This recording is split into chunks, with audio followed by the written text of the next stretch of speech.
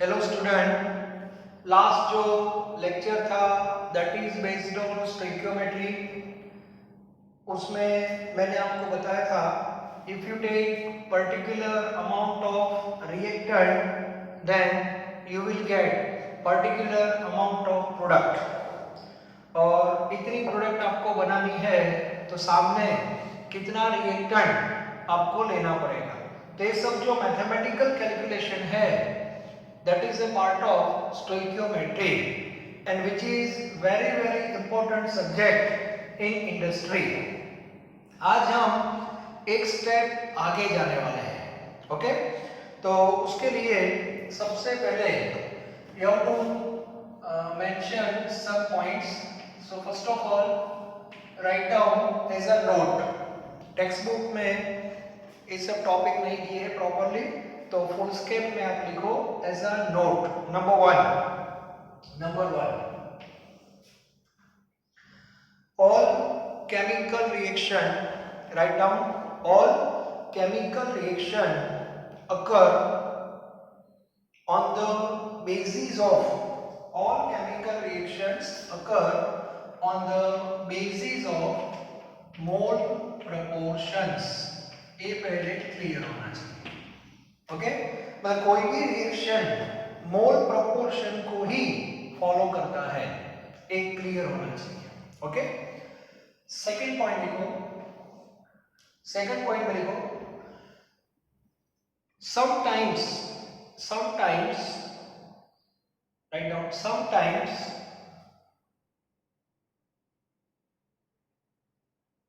there are two reactant sometimes there are two reactants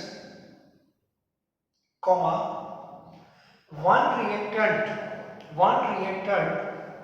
consume 100%, one reactant consume 100%, which is known as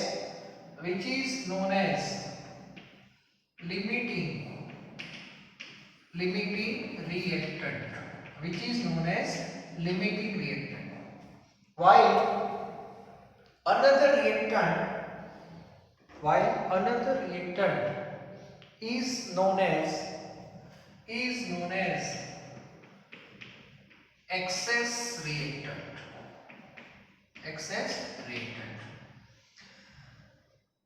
आज आपको जो stoichiometry का part पढ़ना है that is based on limiting reactant and excess reactant. मतलब केमिस्ट्रियल reaction में बहुत सारी वैरायटी है। कभी कभी क्या होता है, जो रिक्वायरमेंट है उस हिसाब से ही रिएक्टेंट वेसल के अंदर एंटर होते हैं। फॉर एग्जांपल मैं आपको बताऊं, मान लो कि A plus B gives C। So what is the proportion between A, B and C? That is 1:1:1। This is known as mole proportion। Okay? इसका मीनिंग क्या होता है, A के जितने मोल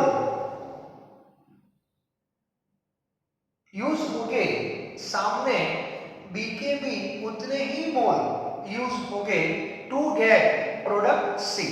अब इस सिचुएशन में मान लो कि ये रिएक्टर है, ओके, और उसमें ये रिएक्शन हो रहा है, लेकिन ये रिएक्शन होगा कैसे, 1:1 के बेस पे। तो इंडस्ट्री में बहुत बड़ा एक वेसल होता है दैट इज कॉल्ड रिएक्टर। जैसे हमारे घर में प्रेशर कुकर है जिसमें खाना बनता है, that is our product. Okay, वैसे ही इंडस्ट्री में ये रिएक्टर है, और रिएक्टर में यहाँ दो पाइप होती है। ये जो पाइप है उसमें से A आ रहा है और यहाँ से B आ रहा है। ओके, अब हमने A कितना सप्लाई किया, 10 मोल, और B भी आपने कितना सप्लाई किया, 10 मोल। इसका मीनिंग हुआ दोनों की जो एक्चुअल क्वांटिटी है that enter into reactor that is same, और रिएक्शन जो होगा वो 1:1 के बेस पे होगा। तो इसका मीनिंग हुआ A के जितने मोल यूज होंगे उतने ही B के मोल यूज हो जाएंगे। तो फाइनली आपको जो प्रोडक्ट मिलेगी दैट इज C। तो C आपको मिलेगा 10 मोल। 10 मोल किस होता है, यहाँ से 1:1:1 है। इसका मीनिंग हुआ ये रिएक्शन में कोई लिमिटिंग नहीं है और कोई एक्सेस भी नहीं है, मतलब दोनों की जो क्वांटिटी है वो अकॉर्डिंग टू प्रोपोर्शन हमने सप्लाई की है।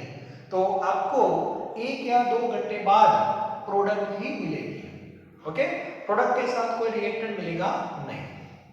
नॉर्मली ये कंडीशन हम सेट करते हैं कंपनी वाले, लेकिन कभी कभी मान लो कि ए के 10 मोल हमने सप्लाई किए और बी जो है उसके 20 मोल सप्लाई किए, तो प्रॉब्लम क्या होगा इसमें, दोनों की क्वांटिटी में वेरिएशन है। अब रिएक्शन फॉलो किसको करेगा, 1:1 को। तो इसका मीनिंग हुआ कि दो में से एक रिएक्टेंट लिमिटिंग हो जाएगा और एक एक्सेस हो जाएगा। तो इसमें लिमिटिंग कौन बनेगा, तो अभी मैं आपको बोल देता हूं ए। बाद में हमें चेक करना होता है which one is limiting, which one is excess, वो बाद में बताता हूं मैं। तो अभी ए जो आपका रहेगा वो लिमिटिंग रहेगा, मतलब ये 100% यूज हो जाएगा। 100% मतलब 10 मोल। अब मुझे बताओ ए 10 मोल यूज होगा तो सामने बी कितना यूज होगा, सर 20 नहीं, 20 तो बाहर से आ रहा है, लेकिन ए के साथ रिएक्शन में कितना आएगा, दैट इज 10। यस, तो बी की जो क्वांटिटी है वो जरूरत से ज्यादा है, therefore B is known as excess rate, जरूरत से ज्यादा। और ऐसा नॉर्मल लाइफ में भी होता है, कुछ चीजें ऐसी होती है जो हमें जरूरत से ज्यादा मिलती है, अब सबको पता है, ठीक है। तो यहां भी ऐसा हुआ, ए के सामने बी कितना चाहिए, 10 मोल ही चाहिए, लेकिन आप सप्लाई कर रहे हो 20 मोल। अब उससे होगा क्या, जो प्रोडक्ट बाहर आएगी उसके साथ बी भी आएगा। कौन सा बी, जो रिएक्शन में इन्वॉल्व नहीं हुआ। तो कितना इन्वॉल्व नहीं हुआ, तो 20 में से 10 तो यूज हो जाएगा, तो 20 माइनस 10 रिमेनिंग 10, तो सी के साथ 10 मोल बी भी आएगा। तो ये पता होना चाहिए। तो आज हम वो कॉन्सेप्ट पढ़ने जा रहे हैं, लिमिटिंग एंड एक्सेस, तो क्लियर होना चाहिए। ओके, तो जो 100% यूज होगा वो लिमिटिंग है और जो प्रोडक्ट के साथ आपको मिलेगा वो एक्सेस है। ओके, नेक्स्ट पॉइंट लिखो, थर्ड।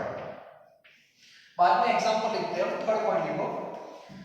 अब एक बार लिमिटिंग और एक्सेस जब डिसाइड हो जाता है तो उसके बाद पूरा जो रिएक्शन है इसका कंट्रोल किसके हाथ में होता है, लिमिटिंग के हाथ में होता है। ओके, तो लिखो next point, amount of product, amount of product decide by, amount of product decide by limiting reactant, by limiting reactant, मतलब कितनी प्रोडक्ट मिलेगी वो लिमिटिंग पे डिपेंड करता है। कितना लिमिटिंग यूज हुआ वो डिसाइड करेगा लिमिटिंग, कितनी प्रोडक्ट आपको मिलेगी। Second, next point, amount of excess reactant, amount of excess reactant used in reaction, amount of excess reactant used in reaction also decide by limiting reactant. And next, time required for completion of reaction, time required for completion of reaction also decide by limiting reactant, limiting reactant. तो मेरा point ये है कि पूरा जो reaction है वो किसके कंट्रोल में आता है, लिमिटिंग के कंट्रोल में आता है। ये क्लियर होना चाहिए। कितनी प्रोडक्ट मिलेगी वो भी लिमिटिंग डिसाइड करेगा। अब देखना, एक्सेस कितना यूज होगा वो भी लिमिटिंग ही डिसाइड करेगा, और ये रिएक्शन कितने टाइम तक चलता रहेगा वो भी लिमिटिंग डिसाइड करता है। ये क्लियर होना चाहिए। ओके, एक सिंपल मैं एग्जांपल दे रहा हूं, C plus O2 gives CO2, सबको पता है। मुझे बताओ ए रिएक्शन में प्रोपोर्शन क्या है?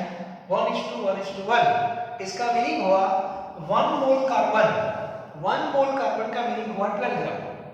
1 मोल कार्बन का कंबशन करना है तो ऑक्सीजन कितना चाहिए? ओनली 1 मोल।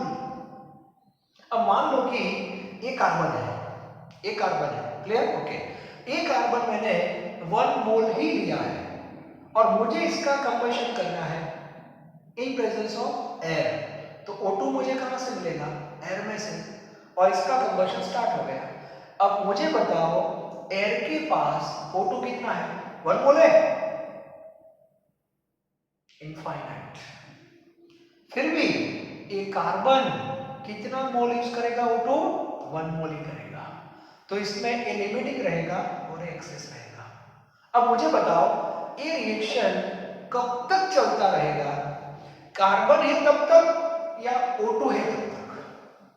बताओ, ये कार्बन का कंबशन कब तक चलता रहेगा? कार्बन है तब तक या O2 है तब तक? मुझे कुछ बताओ। चलो सिंपल सर, कार्बन है तब तक। एक बार कार्बन खत्म, रिएक्शन बंद हो जाएगा।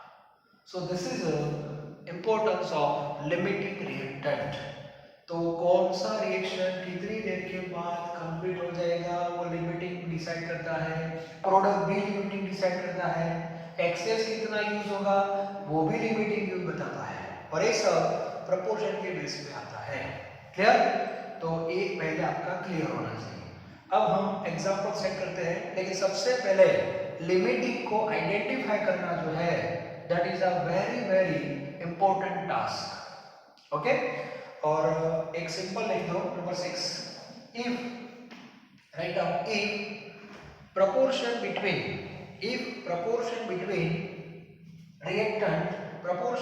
reactant is 1:1, if proportion between reactant 1:1, then those reactant having less quantity is known as limiting reactor. मैंने आपको एक हिंट दे दी, यदि प्रोपोर्शन 1:1 है तो ज्यादा दिमाग नहीं चलाना है, जिसकी क्वांटिटी कम होगी वही लिमिटिंग होगा। अभी जो एग्जांपल था वही था 10 और 20 वाला, इसमें लिमिटिंग कौन होगा बताओ?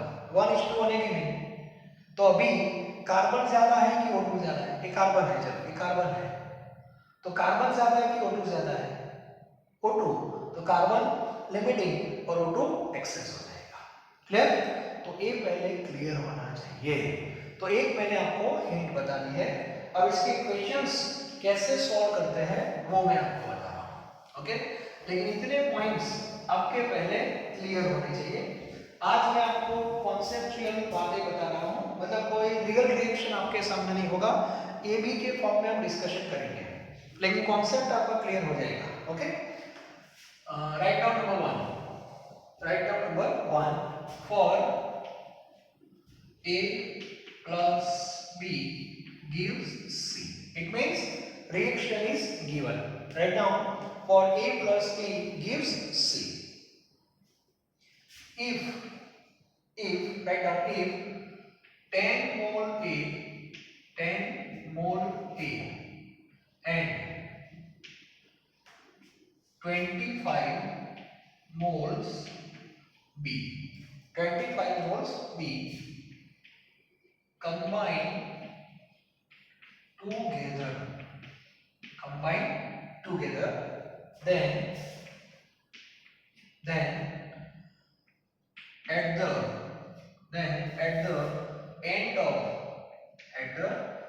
end of reaction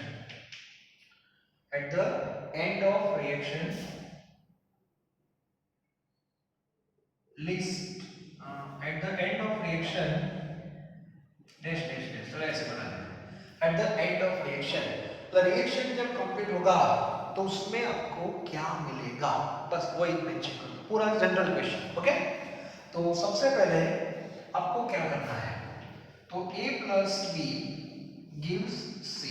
okay, first step है रिएक्शन लिखना है, second step proportion 1:1 1:1 and which is known as mole proportion. ये मोल प्रोपोर्शन. ओके, अब जो एक्चुअल क्वांटिटी है वो आपको यहाँ पे मेंशन करनी है 10 मोल A एंड 25 मोल B. मतलब वेसल में A के कितने मोल आए? 10 मोल और B के कितने आए? 25. और आपको C फाइंड करना है. क्लियर? तो सबसे पहले ऐसे क्वेश्चन में लिमिटिंग कौन है और एक्सेस कौन है वो पहले आपको आइडेंटिफाई करना है. तो मैंने अभी आपको लास्ट पॉइंट बताया कि 1:1 है देखो, और 1:1 में जिसकी क्वांटिटी कम होती है वो लिमिटिंग और जिसकी ज्यादा होती है वो एक्सेस. तो देख के ही पता चल जाएगा ये 10 मोल है और ये 25 मोल है. तो ये 10 मोल है that is L. L means limiting और बगल में जो B है दैट इज E. तो सबसे पहले आपको स्टोइकियोमेट्री में लिमिटिंग और एक्सेस को आइडेंटिफाई करना होता है. ओके, ये डायरेक्ट हो गए. इतना आपका वर्क हो गया, मतलब 90% आप सही हो गए. 90%. अब देखो क्या करना है. लिमिटिंग का मीनिंग होता है कि ये रिएक्टर 100% यूज्ड हो गया. 100% हो गया. 100% यूज हो गया. 100% का मीनिंग होता है जितना आपने लिया ऑल कन्वर्ट इनटू प्रोडक्ट. तो आपने कितना लिया है? 10 मोल. यस, तो 10 मोल यूज हो जाएगा. तो सबसे पहले हमें प्रोडक्ट कितनी मिलेगी. तो अभी मैंने एक पॉइंट बताया, amount of product obtain decide by limiting reactant. तो इसका मीनिंग है आपको C फाइंड करना है. तो C के लिए आपको टारगेट में A को लेना है. मतलब A और C का प्रोपोर्शन चेक करना है. 1:1. 1:1. तो इसका मीनिंग क्या हुआ? A जितना यूज होगा उतना ही आपको C मिलेगा. क्लियर? तो ये कितना यूज हुआ? 10 मोल. तो C आपको 10 मोल मिलेगा. तो अब मैं आंसर लिखने जा रहा हूं. Eight the end of reaction 10 mole C plus, चलो C के 10 मोल मिलेंगे, फिक्स हो गया. अब मुझे बताओ ये कितना मिलेगा. ये तो 100% यूज हो गया, फिर भी मैं यहां पे लिख रहा हूं 0 मोल E. जो लिमिटिंग है उसके 0 मोल आएंगे. फिर भी आपको मेंशन करना है. जिनिट वाले 0 मोल में क्वेश्चन में भी पूछते हैं मोल्स ऑफ ए ऑब्टेन, तो 0. ठीक है. अब मुझे बताओ B की बात करते हैं. अब B क्या है? एक्सेस. अब B जो है वो 25 वेसल के अंदर आया, लेकिन यूज कितना होगा वो डिसाइड लिमिटिंग करेगा. तो अब आपको क्या करना है? इन दोनों का प्रोपोर्शन चेक करना है. 1:1. अब B ने बोला यार मैं तो 25 हूं.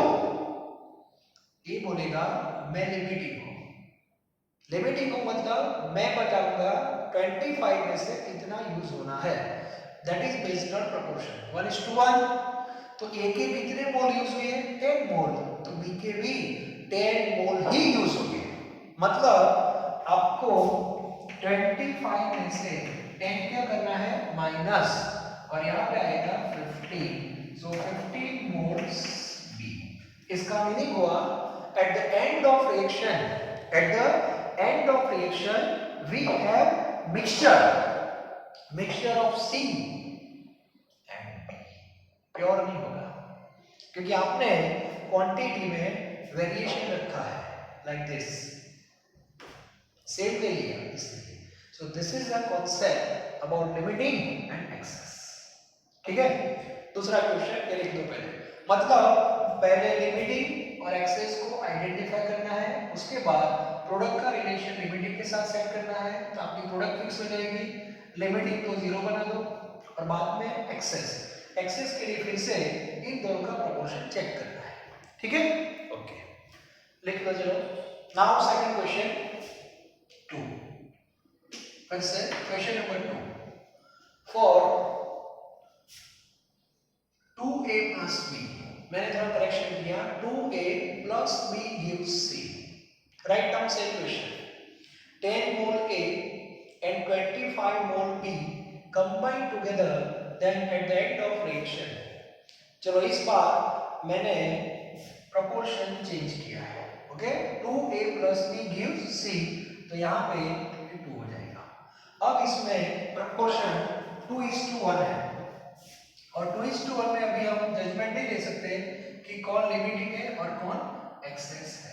अभी जजमेंट नहीं ले सकते. ओके, तो इसमें क्या करेंगे बताओ. तो इसमें हम क्या करेंगे, तो दो मेथड है. पहली जो मेथड है, जो ट्रायल एंड एरर मेथड है, वो आपको पहले भी बताता हूँ. थोड़ा कॉम्प्लिकेशन है इसमें, लेकिन जिसके पास दिमाग की ताकत है वो उसको सॉल्व कर देगा. जिसमें कोई फॉर्मूला नहीं है, कुछ नहीं है, कोई मेथड भी नहीं है, बस दिमाग चलाना है. ओके, जैसे कंसंट्रेशन में मैंने बताया था वॉल्यूम डबल, कंसंट्रेशन हाफ, तो ऐसे डायरेक्ट आप सॉल्व कर सकते हो. वैसे ही मेथड है trial and error. Trial and error का मीनिंग होता है कि आपको एज्यूम करना है 1 by 1. Suppose A is the limiting reactant, assume करना है, और यदि A लिमिटिंग रिएक्टेंट एज्यूम किया तो B आपका एक्सेस प्रूव होना चाहिए. यदि वो प्रूव नहीं हुआ तो आपका लिमिटिंग का एजम्पशन गलत है, तो एजम्पशन चेंज कर दो. तो B को लिमिटिंग बनाओ तो A एक्सेस हो जाएगा. क्लियर? तो A मेथड को बोलते हैं ट्रायल एंड एरर. अब इसमें देखो वर्क कैसे करना है, धीरे धीरे मैं आपको बता रहा हूं, आराम से. सबसे पहले एज्यूम करते हैं. एज्यूम, चलो A को टारगेट पे लेते हैं. A जो है वो लिमिटिंग है, ऐसा मैंने एज्यूम किया है. हाँ, एज्यूम किया है A is the limiting reactant. Clear? Okay. अब A लिमिटिंग है, इसका मीनिंग हुआ कि A जो है वो 100% यूज्ड हो जाएगा. क्लियर? 100% मतलब 10. अब बाजू में जो B है वो एक्सेस बनता है कि नहीं, वो चेक करो. सर कैसे चेक करेंगे? C proportion 2:1. इसका मीनिंग होगा A के जितने मोल यूज होंगे उसकी कंपेयर में B के मोल हाफ होंगे. चेक करो, 10 का हाफ 5, तो यहां से आपको 5 मोल मिलने चाहिए. मिलते हैं? सर 25 है, नो प्रॉब्लम. इसका मीनिंग हुआ कि ये एक्सेस हो गया जरूरत से ज्यादा, मतलब आपका लिमिटिंग का एजम्पशन सही है, प्रूव हो गया. फिनिश. गलती से आपने B को लिमिटिंग एज्यूम किया. सपोज P लिमिटिंग है, चलो ऐसा मान लेते हैं. ओके, तो B के कितने मोल यूज होंगे? 25. अब प्रोपोर्शन उल्टा चेक करना है. चलो ये 25 मोल यूज हो गए, तो 1:2 है, ऐसा नहीं, रिवर्स देखना है. तो B जितना यूज होगा उससे डबल होना चाहिए कि नहीं. तो 25 यूज हुआ तो आपके पास A कितना होना चाहिए? 50. 50 है ही नहीं, तो ये एजम्पशन आपका गलत है. क्लियर? तो हमारा जो एजम्पशन था पहले वाला, दैट इज करेक्ट. और एक बार एक एजम्पशन सही हो जाए, बाद में आपका काम इजी हो जाएगा. और सबसे पहले C. ओके, तो C कितना मिलेगा उसके लिए A का प्रोपोर्शन C के साथ सेट करो. लिमिटिंग और प्रोडक्ट 2:1. 2:1 मतलब A जितना यूज होगा उससे आधा आपको C मिलेगा. C प्रोडक्ट है, तो A कितना यूज होगा? 10, तो आपको मिलेगा 5. यस, तो यहां पे आपको मिलेगा 5 मोल C. Clear? Plus 0 mole A. Limiting तो 0 ही मिलेगा. अब B की बात करते हैं. B चलो 25 आ रहा है, तो 25 में से मुझे बताओ यूज कितना होगा. जो यूज होगा वो माइनस कर दो. तो 2:1 के बेस पे यूज होगा, तो ये 10 यूज हुआ, तो ये कितना यूज होगा? 5. सो 25 में से 5 माइनस कर दो, so answer is 20 mole B, which is excess. ये 20 वापस आया किसके साथ? C के साथ. मतलब जो मिक्सचर है उसमें C भी होगा और B भी होगा. तो एक ट्रायल एंड एरर से मैंने सॉल्व कर दिया। अब आप बोलोगे सर दूसरी मेथड कैसी है, वो भी मैं आपको बता देता हूँ, क्योंकि कभी कभी ये प्रपोर्शन होते हैं वो टिपिकल होते हैं, तो ये पता नहीं चलता। अभी तो सिंपल था डबल हाफ ऐसे, तो आराम से हम जजमेंट ले सकते हैं।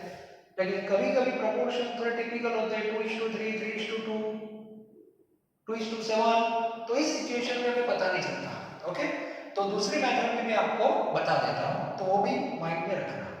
और वो मेथड क्या है वो देखो, दूसरी मेथड, और यहाँ लिख रहा हूँ, उसमें लिमिटिंग एक्सेस कैसे लिखा, तो टाइम लगेगा लेकिन हो जाएगा।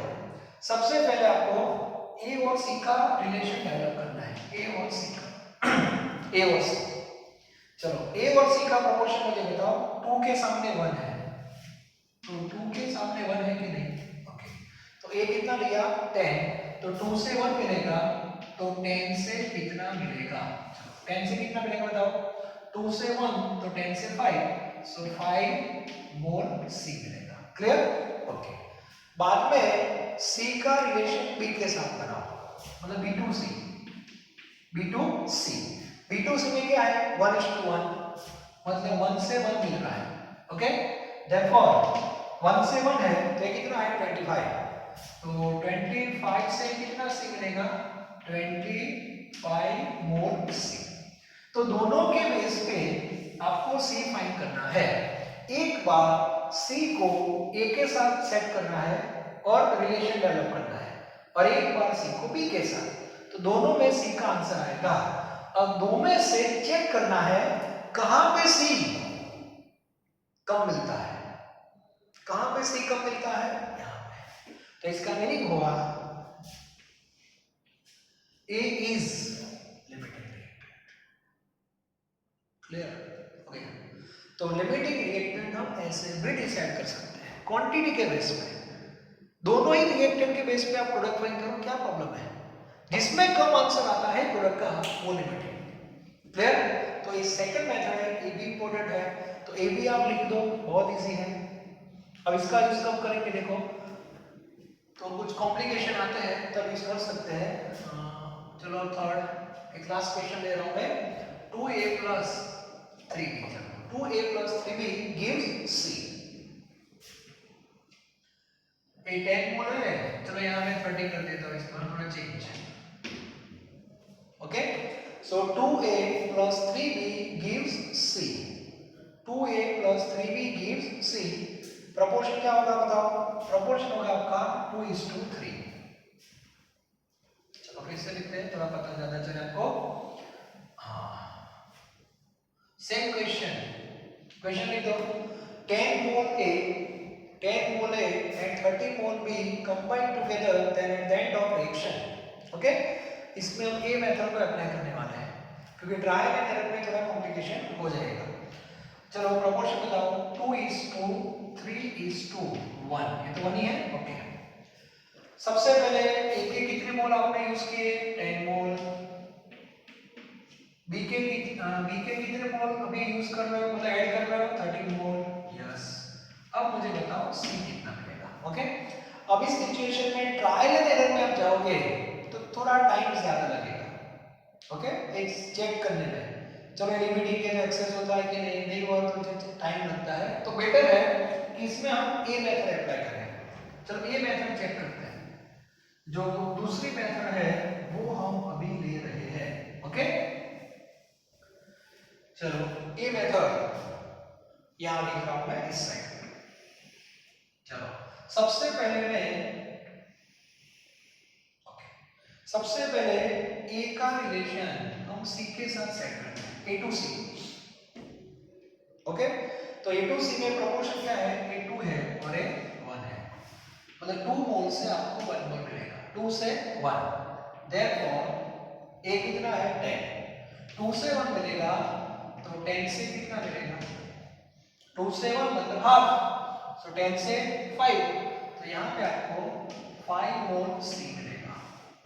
क्लियर? ओके, अब दूसरा रिलेशन हम B2C डेवलप करते हैं, B2C में 3:1 है, 3:1, 3 से 1 है तो ये कितना है 30, देयरफॉर 30 से कितना, सो 3 से 1 तो 30 से 10, तो यहाँ पे आपको मिलेगा 10 मोल सी।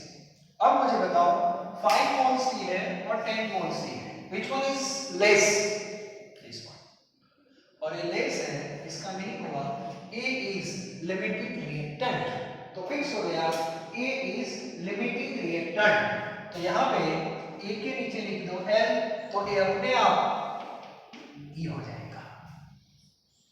क्लियर? तो प्रोडक्ट कहां पे कम मिलेगी, कौन सा रिएक्टेंट कम प्रोडक्ट देगा, ए मेथड से प्रूव कर सकते हैं। ये भी एक मेथड ही है, इसको आप मोल में भी यूज कर सकते हो, मास में भी यूज कर सकते हो। मोल में इजी रहेगा, वो तो हम न्यूमेरिकल सब सॉल्व करेंगे तब आपको पता चलेगा, लेकिन अभी आपके दिमाग में इतना मैं सेट कर रहा हूं कि हाँ स्टोइकियोमेट्री में ऐसा होता है। क्लियर? और जीनीट में स्टोइकियोमेट्री कंसंट्रेशन के बीच में कंपटीशन होती है, टीचर के बीच में कंसंट्रेशन का क्वेश्चन रखे, स्टोइकियोमेट्री का रखे। क्लियर? तो एक क्लियर होना चाहिए होगा। चलो अब चेक करते हैं सी कितना मिलेगा। अब यहाँ पे आते हैं प्रोडक्ट के लिए। चलो अब प्रोडक्ट के लिए दिमाग लगाओ थोड़ा। चलो लिमिटिंग कौन है, ए, तो ए का प्रोपोर्शन सी के साथ सेट करना है, तो ए का सी के साथ 2 से 1, एक्चुअली प्रूव कर ही दिया है हमने, कह रहा है 2 से 1 5 मोल सी, तो 5 मोल सी आपका फिक्स हो गया, प्लस 0 मोल ए, ये भी फिक्स हो गया। चलो बी मुझे बताओ, और बी के लिए ये रिलेशन लाना है। ओके, तो ए टू बी में 2 से 3 है, ए 2 यूज होगा तो सामने 3 यूज होगा, तो अभी 10 हो रहा है 10, तो 10 में कितना यूज होगा, that is 30 by 2 that is 15, तो इसका मीनिंग होगा 30 में से 15 यूज होगा। ये जो आप काउंट किया ना, वो यूज कितना होगा वो है ए टू बी, ए 2 यूज होगा तो ये 3 होगा, 2:3 के बेस पे। हाँ, तो 30 minus 15 that is 15 mole B आपको मिलेंगे। क्लियर? तो ए है स्टोइकियोमेट्री विथ लिमिटिंग एक्सेस, पता होना चाहिए। ओके, तो आज का जो लेक्चर था उसको ये जो क्वेश्चन है एक बार 2 बार आप चेक करना अच्छी तरह, कुछ क्वेश्चंस होंगे तो मैं वर्कशीट में भेज सकता हूँ, लेकिन लिमिटिंग और एक्सेस का कॉन्सेप्ट क्लियर होना चाहिए। लिमिटिंग और एक्सेस को आइडेंटिफाई करना है तो 2 मेथड है, ट्रायल एंड एरर भी है, और दूसरी मेथड ये जो मैंने अभी बताई हूँ उसमें चेक करना होता है, दोनों रिएक्टेंट से चेक करो कि कम प्रोडक्ट कहाँ मिलती है, और जो रिएक्टेंट कम प्रोडक्ट देता है दैट इज लिमिटिंग, और दूसरा अपने आप क्या हो जाएगा एक्सेस, तो उससे प्रोडक्ट की इंफॉर्मेशन आ जाएगी। लिमिटिंग तो 0 होता है, और एक्सेस कितना यूज होगा वो भी लिमिटिंग डिसाइड करता है प्रोपोर्शन से, तो जितना सप्लाई किया उसमें से कितना यूज हुआ वो माइनस कर दो, तो इतना पार्ट है वो प्रोडक्ट के साथ आपको मिलेगा। Is it clear? तो ये टॉपिक यहाँ पे मैं कंप्लीट कर रहा हूँ, दैट इज स्टोइकियोमेट्री। ओके, तो चैप्टर 1 का जो इंपॉर्टेंट टॉपिक था स्टोइकियोमेट्री, इसका जो कॉन्सेप्ट है वो मैंने आपको बता दिया। क्लियर? नेक्स्ट लेक्चर में नए टॉपिक के साथ हम आगे बढ़ेंगे। इसकी जो प्रैक्टिस है वो हम एमसीक्यू में भी करेंगे और वर्कशीट के फॉर्म में भी आपको मिलेंगे, लेकिन स्टोइकियोमेट्री क्या है वो मुझे बताना